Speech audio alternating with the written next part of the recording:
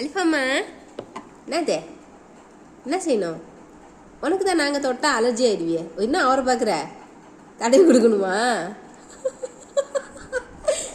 ஏண்டா சும்மா இருந்தவளை தடவி கொடுத்துட்டு சும்மா உட்காந்தா என்ன அர்த்தம்? என்னம்மா?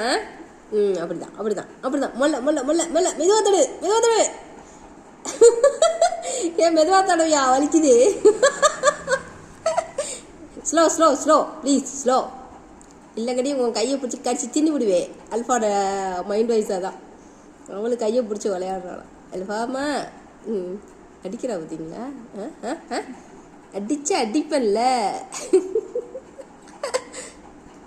அல்ஃபா போட்டாளா? ஐயோ போட்டா. தலைக்கேறி போச்சுடா பாசம். தலைக்கேறி போனால் அப்படிதான் ஆகும். பயந்துட்டா எங்க அடிச்சு கிடிச்சிட போகிறான். ஐயோ இந்த பழம் இருமல் என்ன சாவடிக்குதே. இருமல் வந்து சாவடிக்குதப்பா. 5 நிமிஷம் பேச முடியல. ஐயா என்னதான் நடக்குதுன்னு பார்ப்போம். நாமளும் வேடிக்கை பார்ப்போம். அலிப்பாமா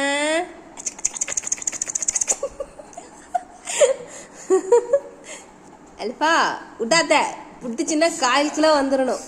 வச்சா போச்சா சோள முத்தா போச்சா?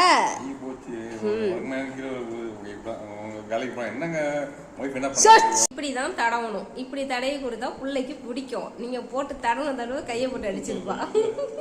இப்போ கொஞ்சம் ஃபாஸ்ட் ஆயிடுச்சுன்னு நினைக்கிறேன். அல்ஃபாம்மா போதும் விட்டுரு பாவம். போனா போயிட்டு போதும் விட்டுரு விட்டுரு விட்டுரு வேணாம். பொழைச்சு போறான் ஆம்பளை.